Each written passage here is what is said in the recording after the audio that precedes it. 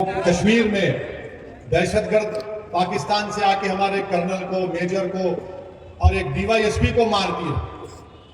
ये हमारे prime minister खामोश बैठे थे, क्या कर रहे हो रहे? चाय बना रहे, चाय बना रहे,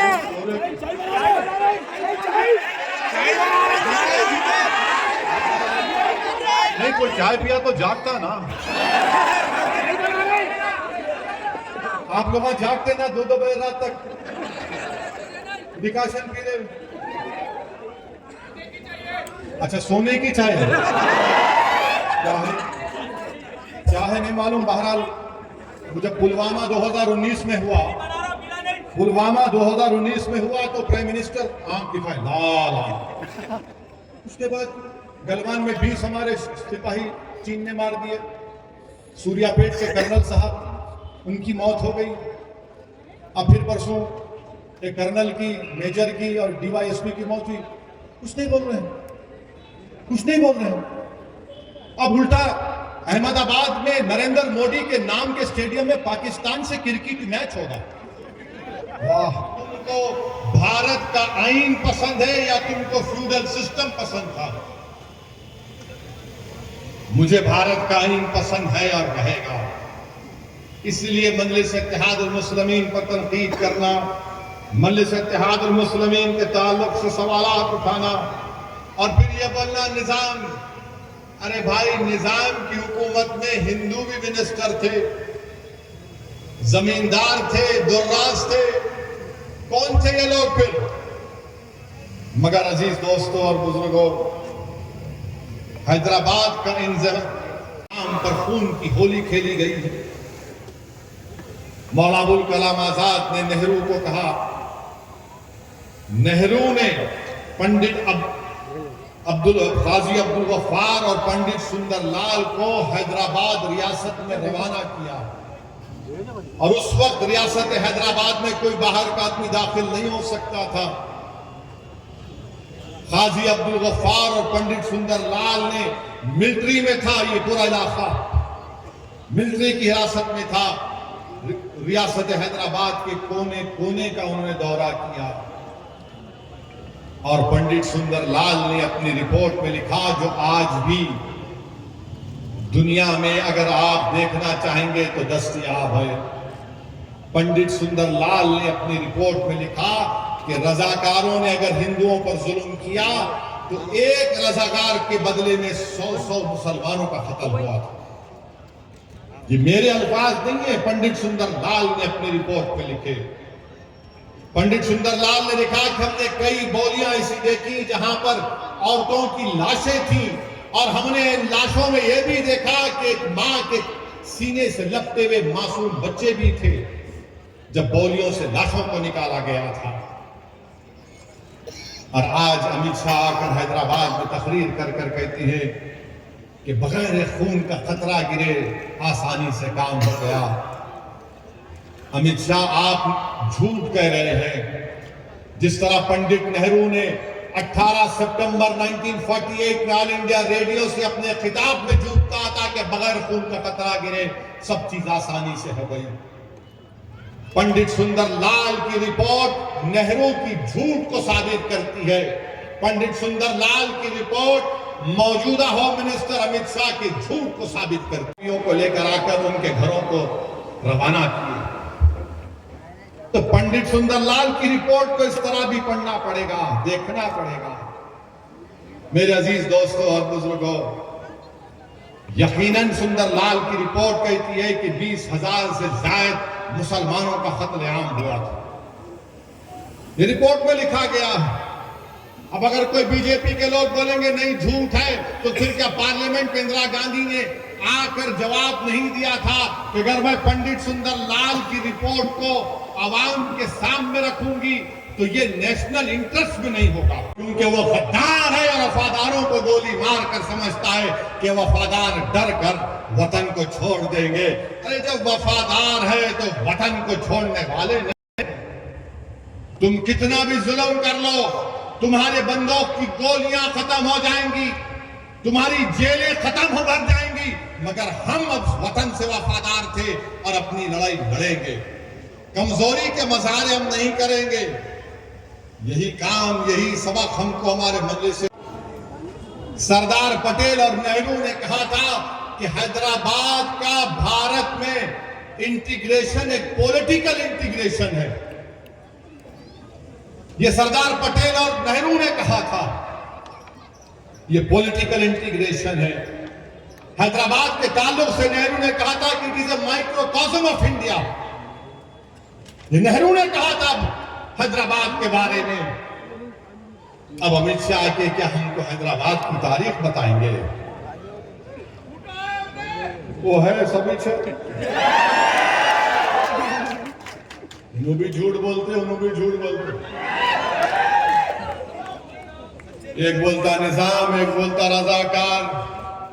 तारीख नहीं मालूम, जवाब देना नहीं आता, तो इसलिए पुकार के कुछ तो भी बोल देना।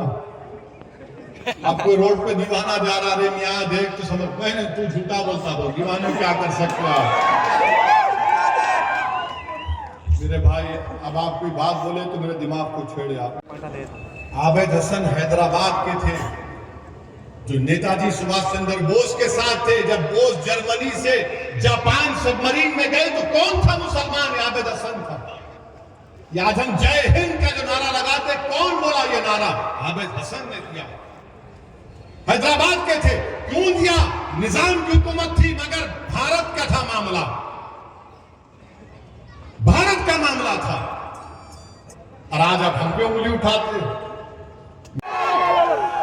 गोडसे और सावरकर की अभी जानिशीन है, औलाद है, इनको हमको देखना है। और बिल्कुल आएंगे, टाइम आ गया ना। और फिर मेरे अजीज दोस्तों और बुजुर्गों, लोग निजाम की हुकूमत की यकीनन उनके अच्छे काम की हम तारीफ करते, मगर क्या निजाम की हुकूमत में लिबर्टी थी, इक्वालिटी थी, जस्टिस था, फ्रेटर्निटी था? नहीं था। चंद रईस लोगों के पास दौलत थी, चंद जागीरदारों के पास दौलत थी, जिसमें मुसलमान और हिंदू भी शामिल थे। मगर जितना गरीब हिंदू था उतना गरीब मुसलमान भी था, जो बीजेपी नहीं बताना चाहती। उस वक्त भी कई मुसलमान थे जो निजाम के खिलाफ थे, मगर बीजेपी और ये तमाम लोग ये बताना चाहते कि हर मुसलमान निजाम का चाहने वाला था। नहीं थे। अरे बाबू, आदम अलैहिस्सलाम यहां पर आए तो हमारा हुआ। अब्बा आदम अलैहिस्सलाम जन्नत से पैर कदम डाले तो हिंद में डाले। अब इन्हों आके बोलते नहीं तुम्हारा नहीं है, मेरा नहीं है। अरे बाबू, बात ऊपर तक चलेगी बहुत। तुम्हारे कहने रिकॉर्ड नहीं है, मेरे कहने रिकॉर्ड है, हम कहां से आए? और फिर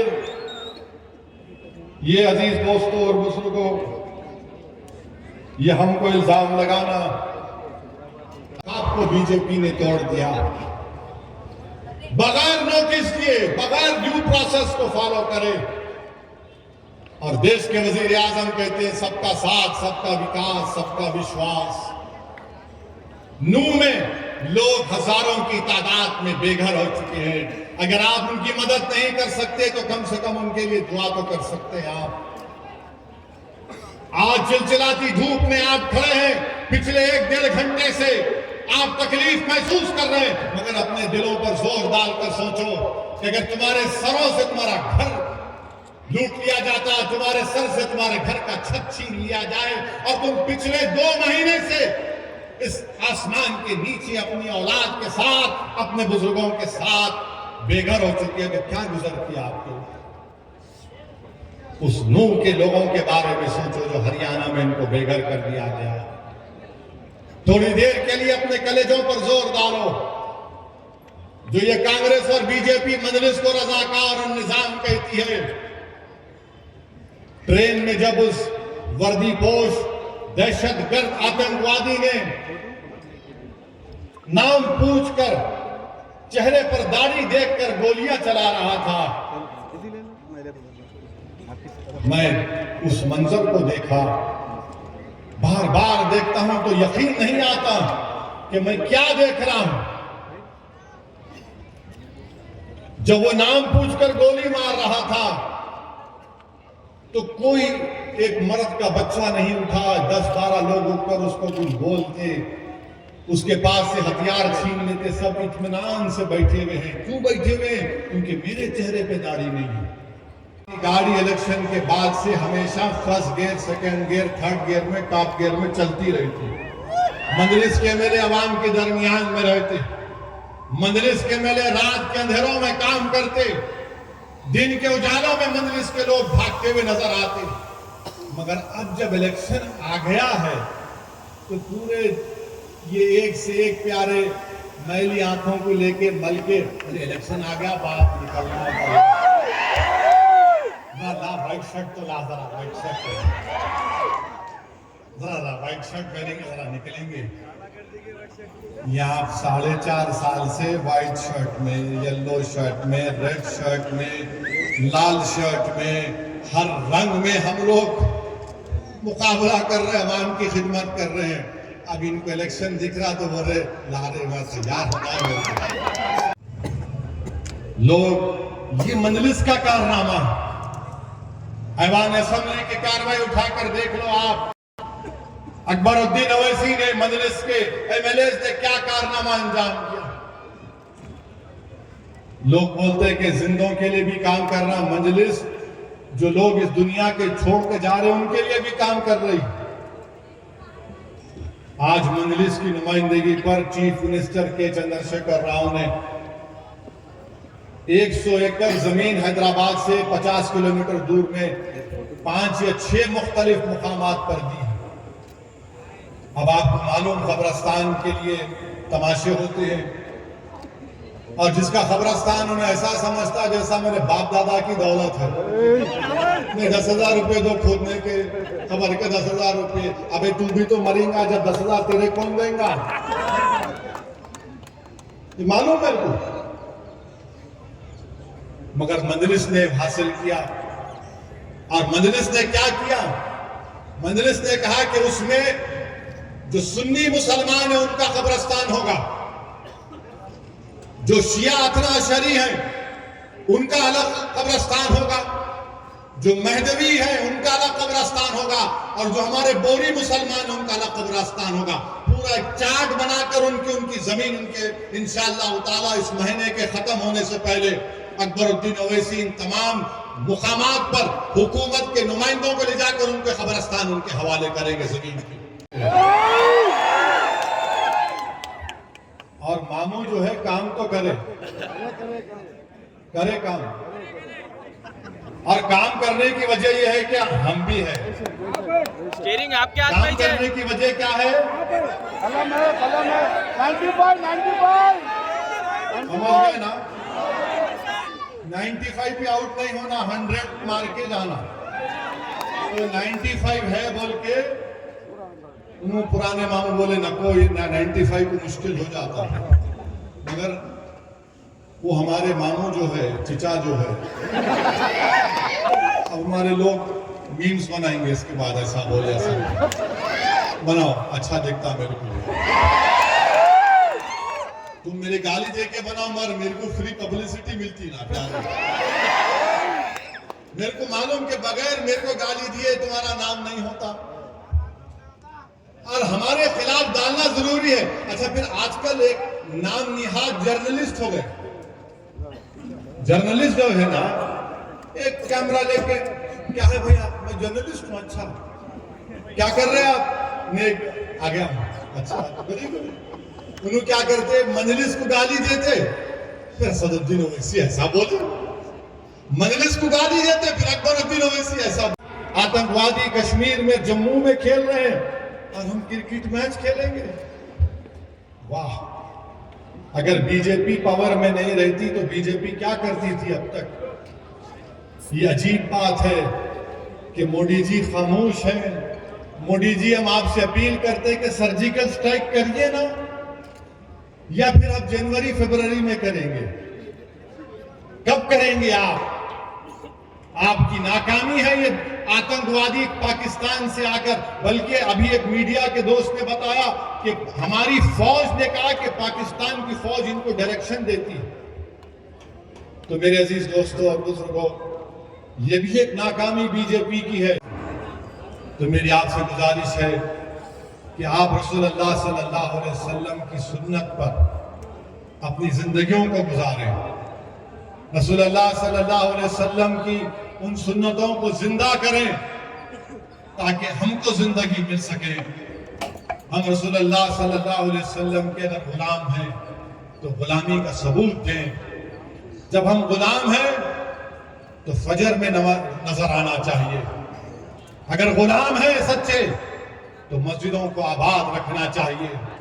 अगर हम रसूलुल्लाह सल्लल्लाहु अलैहि वसल्लम से पक्की मोहब्बत करते हैं तो अपनी बीवियों पर जुल्म नहीं करना।